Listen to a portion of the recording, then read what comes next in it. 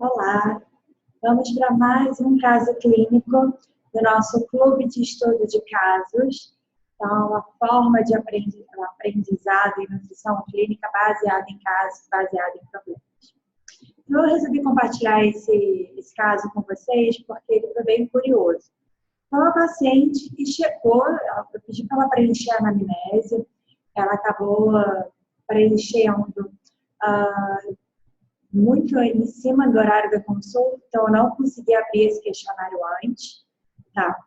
Mas me surpreendeu e eu quis compartilhar com vocês porque é uma paciente que é uma nutricionista, tá? Está formada há quase 20 anos, e queria uma consulta para tirar dúvidas sobre a alimentação da filha dela, sobre a alimentação da família, buscando um pouco de reeducação alimentar. Então, vamos lá. Por onde começar? Suplementos, como que eu faço uma consulta dessa? Quando a paciente vem sozinha no atendimento, ela não veio com a filha.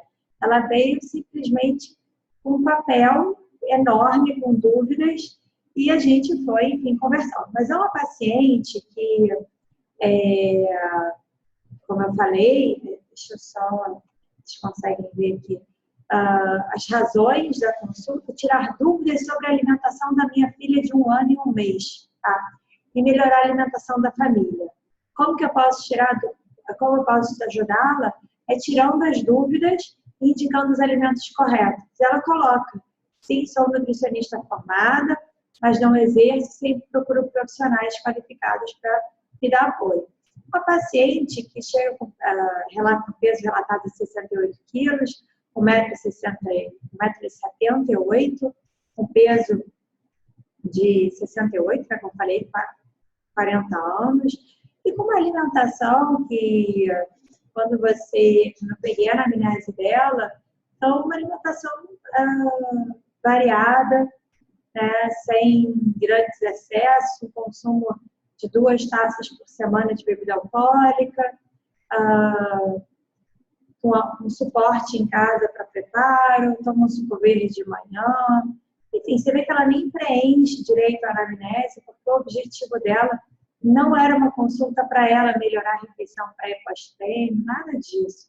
Né? Então, é uma paciente que não tem nenhuma queixa comportamental, vocês podem ver, não marcou que tem comer emocional, nada disso. Né? Tem um sono com uma qualidade boa, uma carga de estresse moderada, faz a musculação 3, 4 vezes por semana, não consegue fazer mais do que isso. E tem essa questão de umas infecções urinárias, que a paciente ela relata na consulta, que ela tem uma má formação renal, que fez com que ela tivesse 2 pielonefrites, e tem que acaba que a infecção urinária é uma coisa mais rotineira. Tá? E vem com uma queixa, né, você vê que aparece aqui, de um intestino mais constipado e irregular. Tá? Então, a paciente, quando você começa a conversar com ela quer mais tirar dúvidas sobre a alimentação dela. É uma paciente que ela chega e logo tira da bolsa o cardápio da escola, pedindo ajuda para ver o que pode melhorar nesse cardápio, na alimentação da filha dela, que tinha 1 ano e 1 mês, e ela tinha queixa de constipação e infecção urinária e dúvidas sobre a qualidade, variedade, consistência alimentar do bebê. Tá? Então, você vê que pode se surpreender. Eu não pesei a paciente. Então, a consulta era uma consulta de tirar dúvidas. Então, é uma situação que vem acontecendo com frequência no consultório. Tá? Então, quando você passa a escutar o paciente, o que ele quer, muitas vezes ele não quer um plano alimentar com uma lista de substituição, uma refeição pré e pós-treino. Ele quer uma melhor... Saber se ele vai cozinhar com óleo, se ele vai cozinhar, se ele pode, no caso dessa paciente, uma das perguntas que ela fez, se podia usar as especiarias no preparo da refeição, quantos ovos a filha dela poderia comer por dia, qual a necessidade de consumir o leite, quantas vezes por dia a filha dela precisava. Então, eu, como a filha não estava na consulta, não ia prescrever uma dieta para a filha dela. Né? Não tinha caderneta nem da criança, ela só relatou que a filha dela tinha 1 ano, 81 centímetros e 12 quilos. Eu não ia calcular um cardápio para uma criança que não está na minha frente, né? Então, eu optei por fazer na consulta. Então, eu sugeri a uma paciente que não queria tomar suplemento também. Eu falei, olha, sugiro que você entre com probiótico por conta do intestino. Né? Ela tinha os eosinófilos meio tocados, em uma avaliação laboratorial dela, incluindo. Ela tinha um eosinófilo de 1,6. Não chega a ter caracterizar desbiose nem nada disso. Mas sugeri para ela tanto o psyllium poderia aumentar o bolo fecal e ajudar no processo de evacuação. Tá? Orientei aquele coquetel laxativo super basicão. Não vou passar aqui na lista para vocês verem. Poderia ter utilizado outro probiótico, só para a gente finalizar a questão do probiótico, mas eu não gosto de um paciente que não toma suplemento nenhum entrar com probiótico de 8 cepas, de 10 cepas, de 5 cepas, entrar com pré-biótico junto. Então, normalmente eu começo com uma cepa, que é o caso desse suplemento, ou suplemento tipo Syncaps, que tem 2 cepas, tá?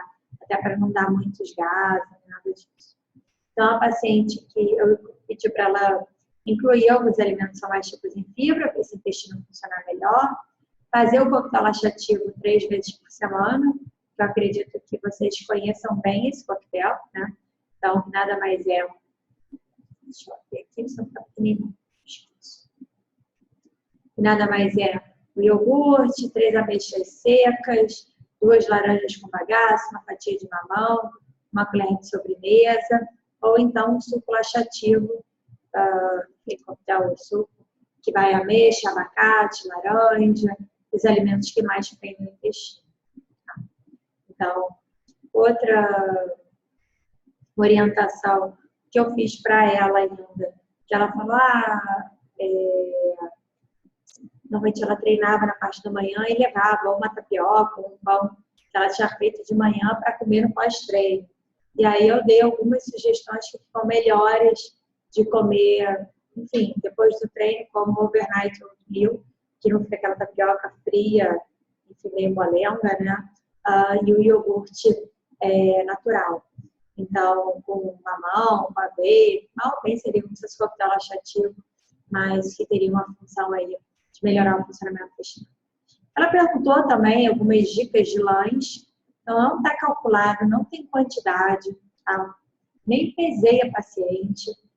E ela queria algumas dicas de lanche mais salgados e que fosse prático dela carregar, porque ela já levava uma marmita para o trabalho e ela não queria preparar um lanche da tarde ainda.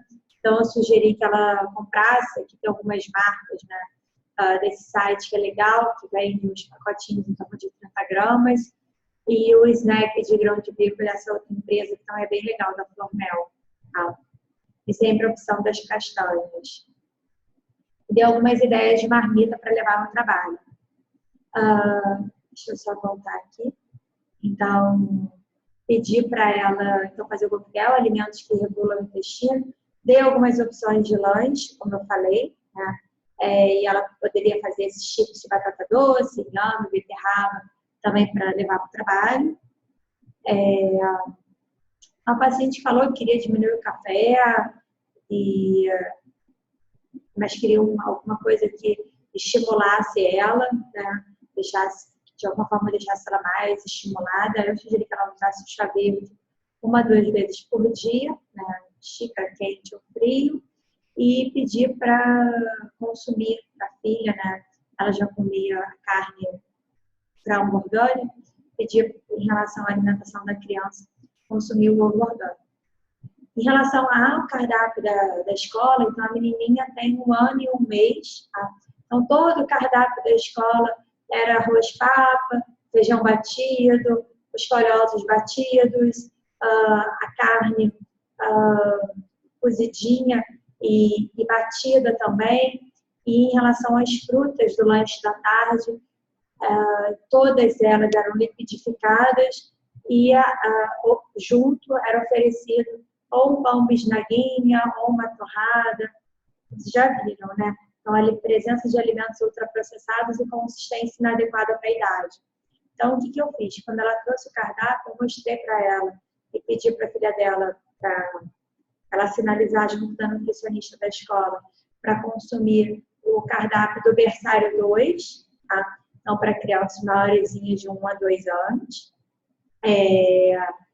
Onde a consistência, o feijão ainda era batido, mas pelo menos o arroz era mais inteiro, os legumes eram apenas cortados e picados, e as frutas eram dadas inteiras. Tá? Então, eu pedi para ela conversar na escola para que a filha dela recebesse o cardápio do berçário 2, mesmo ainda no berçário 1, né?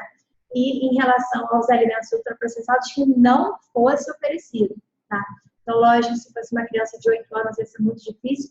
Para uma criança de 1 ano, a gente consegue tranquilamente evitar o consumo da biscoito maisena, do biscoito creme cracker, da torrada, do pão bisnaguinha, do cream cheese, do polenguinho, que eram alguns alimentos presentes no cardápio do berçário 2, do berçário 1, né? Então, que ela estava sendo exposta. Tinha presença de suco também, mas o volume, suco era 2 vezes por semana, um volume em torno de 100 ml, então optamos por não mexer nisso, mas fazer essas restrições. E em casa, o que eu sugeri para ela é que ela perguntou como que combinaria os alimentos, ela tinha um pouco de dúvida. Então, o que eu dei, eu acho que a folhinha aqui está sem a logo, mas consumir o cereal, mais um tubérculo. Tá?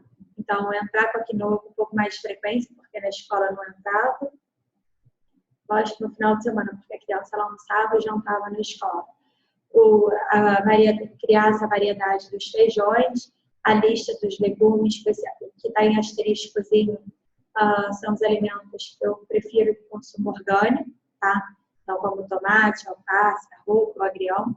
Esses folhosos, a ideia, mesmo a criança com 1 ano, mais ou menos, é picar, não precisa bater, mas picar, em vez de misturar no arroz, oferecer separadinho.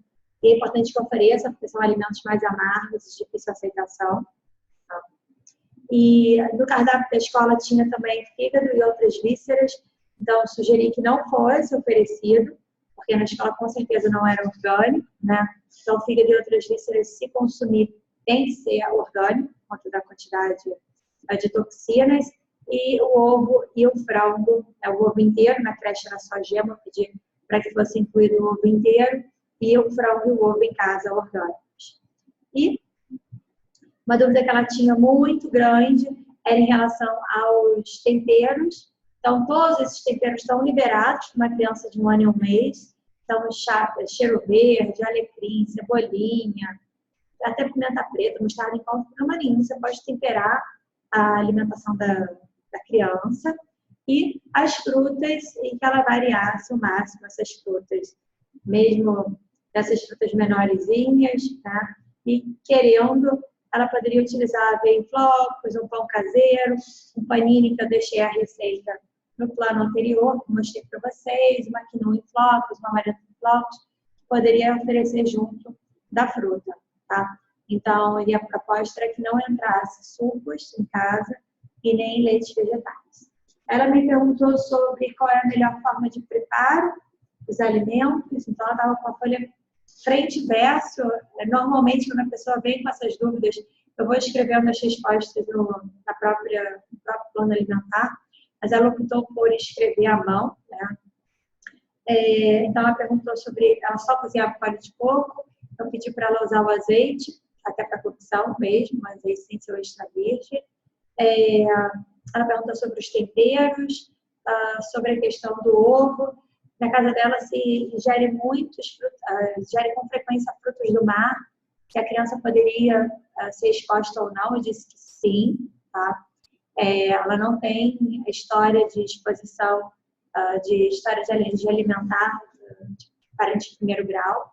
Então, eu disse que poderia sim oferecer para a criança. Deixa eu ver o que mais que houve de perguntas. Em relação às quantidades dos alimentos, então isso também foi orientado. Tá? Quantidade média, ela falava que usava uma colher de sopa de cada um desses alimentos. que é mais ou menos uma criança de 1 ano precisa. Tá? Dei uma lista também dos alimentos que não devem ser oferecidos, que seriam os ultraprocessados, e muito do que eu orientei foi em cima do cardápio da creche, sem trocar muito o alimento, só modificando a consistência. E até disse que, sabe, o nutricionista da creche quisesse me ligar, eu entraria em contato. Ela poderia entrar em contato e eu conversava. Então, são coisas que você pode ver, nossa, mas que consulta meio doida. E eu, assim, quando terminou a consulta, eu perguntei se ela queria mais alguma informação, se eu tinha ajudado a ela. E ela respondeu que era exatamente o que ela queria. Eu tirei todas as dúvidas que ela tinha. E ela estava mais segura e confiante de que ela estava fazendo o melhor cardápio para a filha dela. Eu dei 2 livrinhos de receita para ela, né, online, para tentar variar mais o cardápio. Fiquei à disposição, coloquei à disposição para tirar dúvidas. E ela já tirou algumas dúvidas por e-mail.